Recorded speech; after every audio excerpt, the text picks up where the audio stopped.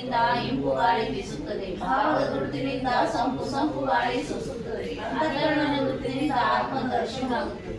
ನೋಡಿ ನೋಡಿ ಮೋಹಿಯಾದೆ ಸ್ವಯಂ ಜ್ಯೋತಿ ಸ್ವರೂಪ, ಆಡಿ ಆಡಿ ಆಡಿ ಕೂಡಿ ಕೂಡಿ ಕೂಡಿ